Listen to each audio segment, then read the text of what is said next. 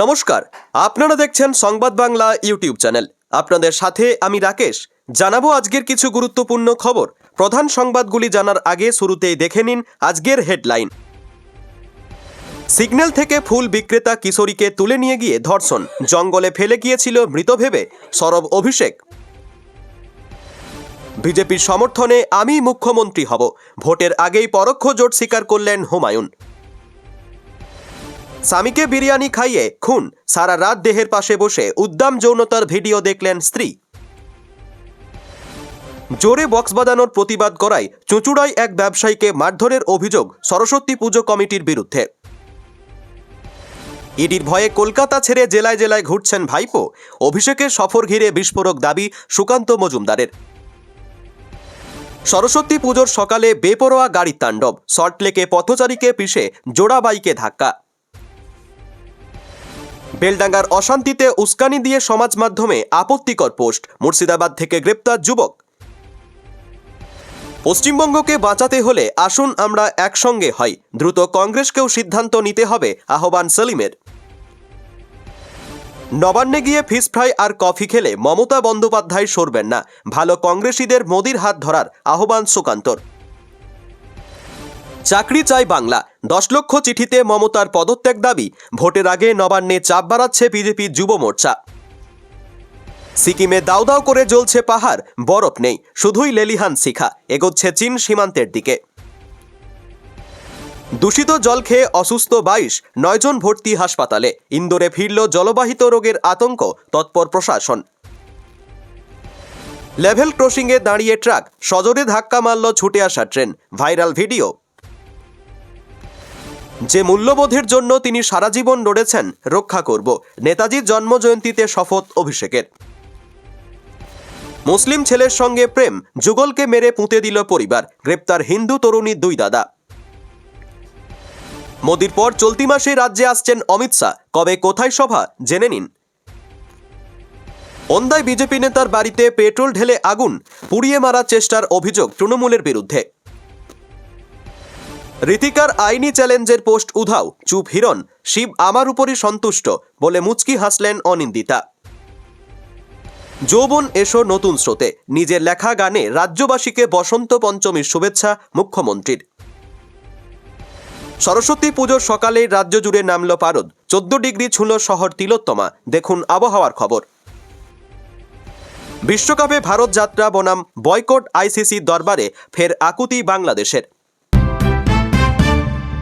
প্রিয় দর্শক, আপনি যদি আমাদের চ্যানেলে নতুন হয়ে থাকেন তাহলে চ্যানেলটিকে সাবস্ক্রাইব করে পাশে থাকা বেল আইকনটি ক্লিক করে রাখুন পরবর্তী খবরের আপডেটগুলো সবার প্রথমে পেতে। রাজধানী দিল্লিতে ফের একটি চাঞ্চল্যকর ও উদ্বেগজনক ঘটনা সামনে এসেছে। এক 11 বছরের নাবালিকা অপহরণ ও যৌন নির্যাতনের শিকার হয়েছে বলে অভিযোগ। শিশুটি রাস্তায় ট্রাফিক সিগন্যালে ফুল বিক্রি করত। ঘটনার পর থেকে রাজধানীতে শিশু ও নারী নিরাপত্তা নিয়ে নতুন করে প্রশ্ন উঠেছে। পুলিশ সূত্রে জানা গিয়েছে, গত 11 জানুয়ারি দিল্লির প্রসাদনগর এলাকায় ঘটনাটি ঘটে। প্রতিদিনের মতো সেদিনও ওই নাবালিকা ট্রাফিক সিগন্যালে ফুল বিক্রি করছিল। সেই সময় এক ই-রিক্সা চালক তাকে প্রলোভন দেখিয়ে রিক্সায় তোলে বলে অভিযোগ।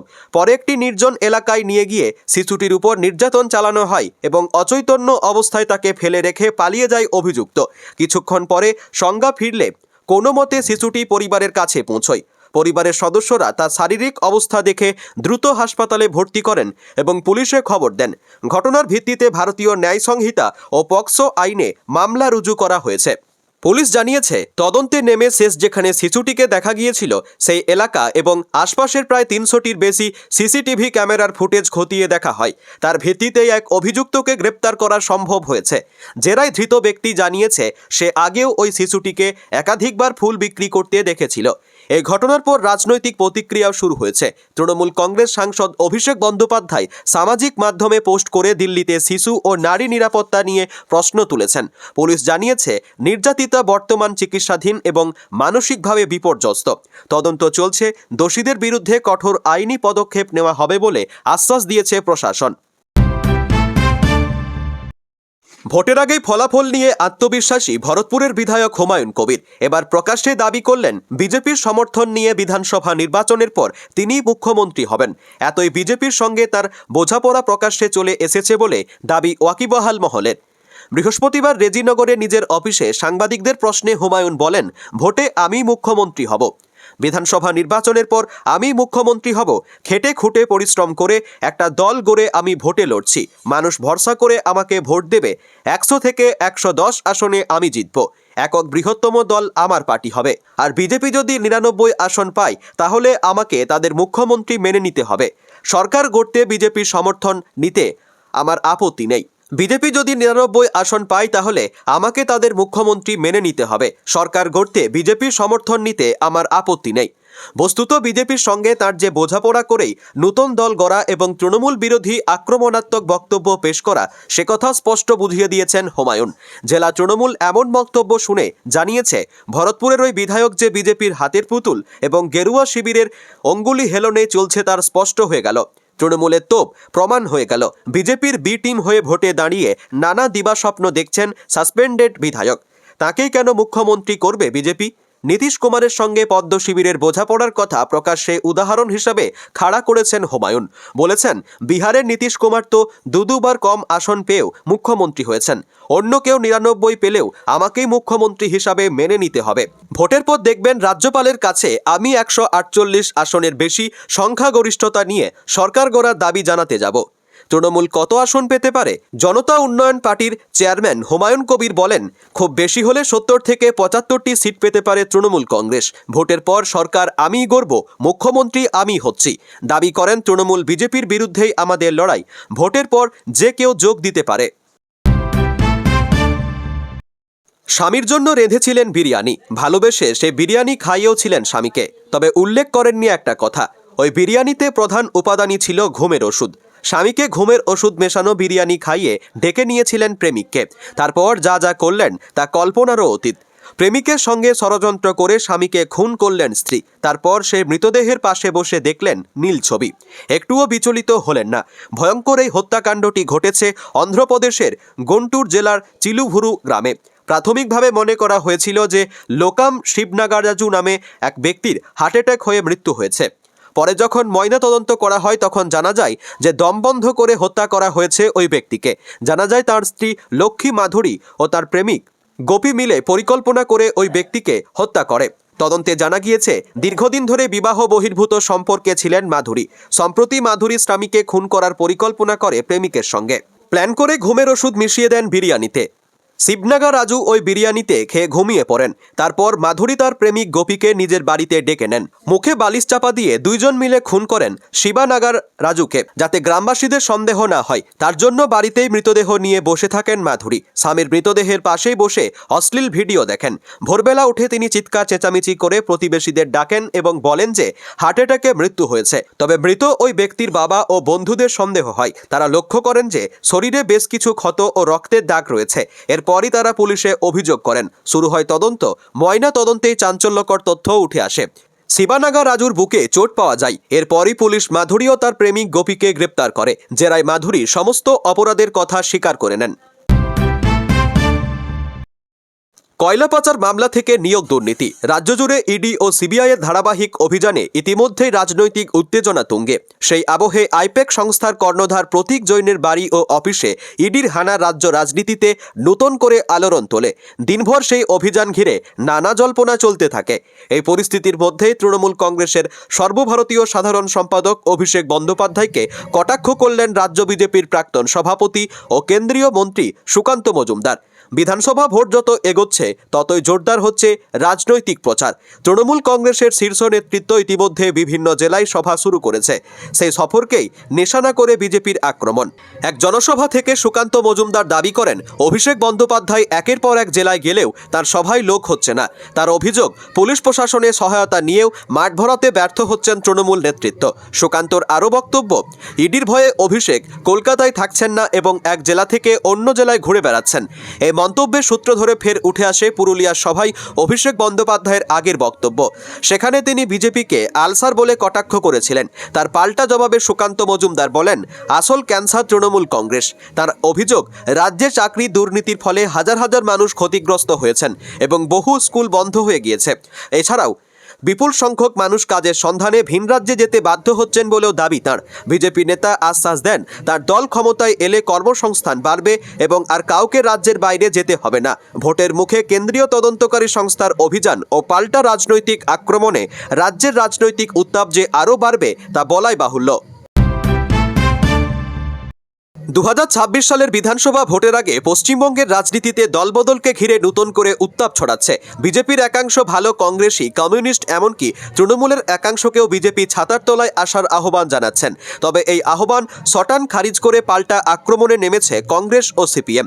বুধবার উত্তর দিনাজপুরের রায়গঞ্জে বিজেপির পরিবর্তন সংকল্প সভা থেকে কেন্দ্রীয় শিক্ষা প্রতিমন্ত্রী সুকান্ত মজুমদার প্রাক্তন কংগ্রেস বিধায়ক মোহিত সেনগুপ্তকে বিজেপিতে যোগ দেওয়ার আহ্বান জানান। সুকান্তর বক্তব্য, মমতা বন্দ্যোপাধ্যায়কে সরাতে হলে নরেন্দ্র মোদীর হাত ধরতেই হবে। কিন্তু বিজেপির এই আহ্বানকে আত্মহত্যার সামিল বলে কড়া ভাষায় প্রত্যাখ্যান করেন মোহিত সেনগুপ্ত। তার অভিযোগ, বিজেপি একটি মুসলিম বিদ্বেষী দল এবং দিদি মোদি সেটিং এর কারণে তৃণমূল নেতৃত্বের বিরুদ্ধে ব্যবস্থা নেওয়া হচ্ছে না। অন্যদিকে বীরভূমের দুবরাজপুরে বিজেপির জনসভা থেকে অভিনেতা নেতা মিঠুন চক্রবর্তী কমিউনিস্ট, কংগ্রেস ও তৃণমূলের বিবেকবান নেতাদের বিজেপিতে যোগ দেওয়ার ডাক দেন। তার বক্তব্য, এক ছাতার তলায় এসে বর্তমান সরকারকে হঠাতেই এই আহ্বান। এই প্রসঙ্গে সিপিএমের কেন্দ্রীয় কমিটির সদস্য সুজন চক্রবর্তী কটাক্ষ করে বলেন, বিজেপির লোকবলের অভাবই এই আহ্বানের কারণ। তার দাবি, তৃণমূলের বহু নেতা ইতিমধ্যেই বিজেপিতে গিয়েছেন, তাই এখন অন্য দলগুলিকেও ডাক দেওয়া হচ্ছে। ভোটের মুখে পশ্চিমবঙ্গে দলবদল নূতন নয়, তবে এবার সিপিএম কংগ্রেসের প্রান্তিক নেতারা এই স্রোতে ভাসেন কিনা সেদিকেই তাকিয়ে রাজনৈতিক মহল। মমতার পদত্যাগ চেয়ে 10 চিঠি যাবে নবান্নে। 10 লক্ষ চিঠিতে মুখ্যমন্ত্রীর পদত্যাগ চাইবে বিজেপির যুব মোর্চা। এই কর্মসূচির উদ্বোধন করবেন রাজ্য সভাপতি শ্রমিক ভট্টাচার্য।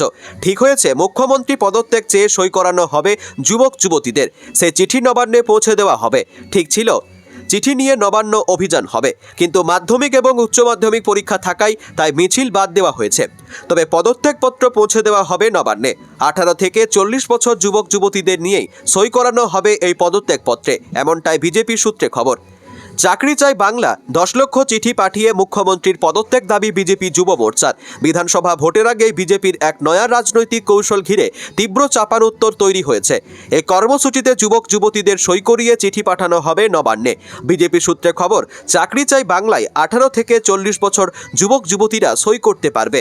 সেই সঙ্গে থাকছে মুখ্যমন্ত্রীর পদত্যাগের দাবি। এই সপ্তাহ থেকেই বিজেপির যুব মোর্চা এই বিশেষ কর্মসূচি শুরু করবে। কর্মসূচির এজেন্ডা অনুযায়ী ঠিক ছিল 5 থেকে 10 লক্ষ চিঠি পাঠানো হবে। মিছিল করে তারা নবান্ন অভিযান করবে। তবে মাধ্যমিক ও উচ্চ মাধ্যমিক পরীক্ষা থাকায় মিছিলের পরিকল্পনা আপাতত বাতিল করা হয়েছে। সেই কারণে 5 থেকে 10 লক্ষ চিঠি সই করে নবান্নে পৌঁছে দেওয়া হবে। চাকরি চাওয়ার দাবিকে সামনে রেখে মুখ্যমন্ত্রীর পদত্যাগের দাবি সামনে রাখা হচ্ছে। দাউ দাউ করে জ্বলছে সিকিমের বিস্তীর্ণ এলাকা। টানা 2 দিন ধরে কমছে না আগুনের লেলিহান শিখা। পূর্ব সিকিমের ভারত চীন সীমান্তবর্তী কুপুপ গ্রামে ভয়াবহ দাবানল ছড়িয়ে পড়েছে। একের পর এক গাছ পুড়ে ছাই হয়ে যাচ্ছে। আতঙ্কে এলাকা ছাড়ছে বন্যপ্রাণীরা। উদ্বেগ বাড়াচ্ছে এই দাবানল ডোকলামের খুব কাছাকাছি হওয়ায়। এই এলাকায় ল্যান্ডমাইন থাকলে বিস্ফোরণের আশঙ্কাও উড়িয়ে দেওয়া যাচ্ছে না। 13,000 ফুট উচ্চতায় অবস্থিত কুপুপ অঞ্চলে এমন আগুন বিরল। সাধারণত জানুয়ারি মাসে এই এলাকা বরফে ঢাকা থাকে, কিন্তু চলতি শীতে হিমালয় জুড়ে তুষারপাত অস্বাভাবিকভাবে কম হয়েছে। ফলে এলাকা শুকনো হয়ে উঠেছে এবং আগুন দ্রুত ছড়াচ্ছে। আবহাওয়াবিদদের মতে শুষ্ক আবহাওয়া ও ঝোপঝাড়ে ভর্তি পাহাড়ি ভূপ্রকৃতি দাবানলের মূল কারণ। এই আগুনে বন্যপ্রাণী অভয়ারণ্য ও সংরক্ষিত বনাঞ্চল বড়সড় ক্ষতির মুখে। বিশেষজ্ঞদের অনুমান প্রায় 11 থেকে 12 হেক্টর বনভূমি ক্ষতিগ্রস্ত হতে পারে। এই অঞ্চলে বিরল তুষার চিতাবাঘ, লাল পান্ডা সহ বহু সংরক্ষিত প্রাণীর বাস। রবিবার হেয়ারপিন সিল্ক রুটের কাছে থাম্বি ভিউ পয়েন্টে পর্যন্ত আগুন ছড়িয়ে পড়লেও বন দপ্তর তা নিয়ন্ত্রণে আনে। তবে এখনও পুরোপুরি পরিস্থিতি স্বাভাবিক হয়নি, উদ্বেগ কাটেনি। 25শে জানুয়ারি রবিবার বিদ্যাসাগর সেতু অর্থাৎ দ্বিতীয় হুগলি সেতুতে কাজ চলবে। সেই জন্য ভোর 5টা থেকে রাত 9টা পর্যন্ত এই সেতু বন্ধ। রবিবার ভোর 5টা থেকে রাত 9টা পর্যন্ত এই সেতু বন্ধ থাকবে। কেবল তার সরানোর কাজ চলবে এই গুরুত্বপূর্ণ সেতুতে। সেজন্যই বন্ধ রাখা হবে এই ব্রিজ। শহরতলির সঙ্গে কলকাতা যোগাযোগ স্থাপনের অন্যতম গুরুত্বপূর্ণ একটি সেতু এই দ্বিতীয় হুগলি ব্রিজ বা বিদ্যাসাগর সেতু। রবিবার ছুটির দিন এই ব্রিজ বন্ধ থাকার ফলে গাড়ি চলাচলে নিঃসন্দেহে বেশ কিছুটা সমস্যা তৈরি হতে পারে, যানজটের সৃষ্টি হতে পারে। বিকল্প রোড দিয়ে যে সমস্ত গাড়ি আসবে সেগুলিকে ট্রাপ ভিউ দিয়ে হেস্টিংয়ে ক্রসিংয়ের দিকে ঘুরিয়ে দেওয়া হবে। এইসব গাড়ি Saint George's Road, Strand Road হয়ে হাওড়া সেতুর পথ ধরতে পারবে। 2. যে গাড়িগুলি জেএন আইল্যান্ডের দিক থেকে কেপি রোড হয়ে আসবে সেগুলিকে 11 ফারলং গেট দিয়ে হেস্টিংয়ে ক্রসিংয়ের দিকে ঘুরিয়ে দেওয়া হবে বলে জানানো হয়েছে। 3. সার্কুলার গার্ডেন রিচ রোড দিয়ে খিদিরপুরের দিক থেকে আসা গাড়িগুলিকে ঘুরিয়ে দেওয়া হবে হেস্টিং ক্রসিংয়ের বাঁ দিক দিয়ে। 4. কেপি রোডের দিক থেকে আসা সব গাড়ি ঘুরিয়ে দেওয়া হবে 11 ফালং গেটের দিকে। ওয়াই পয়েন্ট দিয়ে ঘুরিয়ে দেওয়া হবে গাড়িগুলি এবং 11 ফালং গেটের দিক থেকে রেড রোড হয়ে হাওড়া ব্রিজ যেতে পারবে গাড়িগুলি। 7 ফেব্রুয়ারি থেকে ভারতে শুরু হতে চলা টি-20 বিশ্বকাপে বাংলাদেশের অংশগ্রহণ এখন বড়সড় অনিশ্চয়তার মুখে। বিসিবি ও ভারত সরকারের মধ্যে দীর্ঘদিনের টানাপোড়েন এবং পৌঁছেছে আইসিসির নিরপেক্ষ বিরোধ নিষ্পত্তি কমিটির দোরগোড়ায়। বৃহস্পতিবার ঢাকার অন্তর্বর্তী সরকারের অনড় অবস্থানের পর বিশ্বকাপের ভেন্যু পরিবর্তনের দাবিতে ফের আইসিসিকে চিঠি পাঠিয়েছে বাংলাদেশ ক্রিকেট বোর্ড। বিসিবি প্রকাশ্যে নিরাপত্তাজনিত কারণের কথা বললেও এর নেপথ্যে রয়েছে কূটনৈতিক ও ক্রিকেটীয় ক্ষোভ। সূত্রের খবর, মুস্তাফিজুর রহমানকে আইপিএলে খেলতে বিসিসিআইয়ের বাধা দেওয়ায় ক্ষুব্ধ ঢাকা। সেই ক্ষোভ থেকেই ভারতের মাটিতে বিশ্বকাপ ম্যাচ খেলতে অনীহা। বাংলাদেশের যুব ও ক্রীড়া উপদেষ্টা আসিফ নজরুল জানিয়েছেন, ক্রিকেটারদের নিরাপত্তা নিয়ে কোনো আপোষ করা হবে না এবং প্রয়োজনে শ্রীলঙ্কার মতো নিরপেক্ষ দেশে ম্যাচ সরানোর দাবিও তোলা হয়েছে। আইনি পথেও হাঁটতে চাইছে বিসিবি।